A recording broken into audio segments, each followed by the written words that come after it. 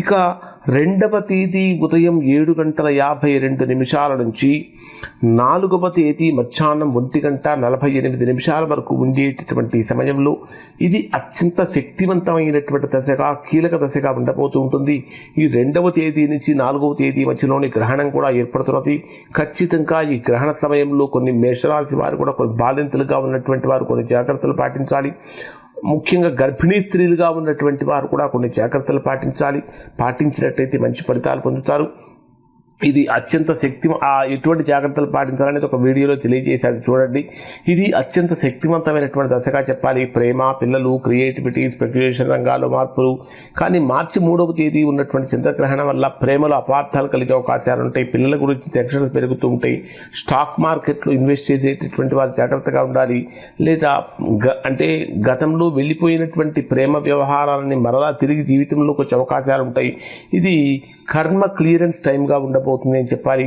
ఖచ్చితమైన పరిహారం ఏమిటంటే ఈ సమయంలో మీరు ఆదిత్య హృదయం పారాయణం చేయడం చాలా మంచిది. 4వ తేదీ నుంచి 6వ తేదీ వరకు, అంటే 4వ తేదీ మధ్యాహ్నం 1:45 నుంచి 6వ తేదీ రాత్రి 10:21 వరకు ఉండేటటువంటి సమయంలో ఇది బ్రహ్మాండంగా శత్రువులపై గెలిచేటటువంటి సమయంగా ఉండబోతూ ఉంటుంది. కానీ ఆరోగ్యపరమైనటువంటి విషయాలలో అనేక రకాలైనటువంటి జాగ్రత్తలు పాటించాలి. ఉద్యోగంలో కూడా మిమ్మల్ని మీరు ప్రూవ్ చేసుకునేటటువంటి సమయంగా ఉండబోతూ ఉంటుంది. ముఖ్యంగా ఆరోగ్యంపై కూడా ఫోకస్ పెరుగుతూ ఉంటుంది. అన్నిటికంటే ప్రధానంగా డైట్ కంట్రోల్ అనేటటువంటిది మేషరాశి వారికి చాలా అవసరం. అలానే లీగల్ విషయాలలో చిన్న చిన్న విజయాలు కూడా వచ్చే అవకాశాలు కనిపిస్తూ ఉన్నాయి.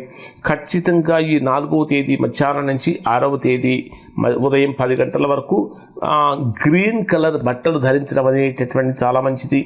ఇక 6వ తేదీ రాత్రి 10:21 నుంచి 9వ తేదీ ఉదయం 9:31 వరకు ఉండేటటువంటి సమయంలో ఇది సంబంధాలకు సంబంధించినటువంటి పరీక్షా కాలంగా ఉండబోతూ ఉంటుంది. అలానే అవివాహితులకు వివాహ యోగం కూడా కనిపిస్తూ ఉన్నది. నిరుద్యోగులుగా ఉన్నటువంటి వారు చేసే ఉద్యోగ ప్రయత్నాలు కూడా ఫలిస్తూ ఉంటాయి. కానీ పార్ట్నర్స్ నుంచి లేదా జీవిత భాగస్వామి నుంచి చిన్న మనస్పర్ధలు కలిగే అవకాశాలు ఉంటాయి. కాబట్టి జాగ్రత్తగా ఉండాలి. అన్నిటికంటే ముఖ్యంగా ఎక్కడా కూడా వ్యతిరేకమైనటువంటి ఆలోచనలు చేయకండి. పాజిటివ్ యాటిట్యూడ్తో కనుక ముందుకు వెళ్ళినట్లయితే మంచి ఫలితాలు పొందుతారు.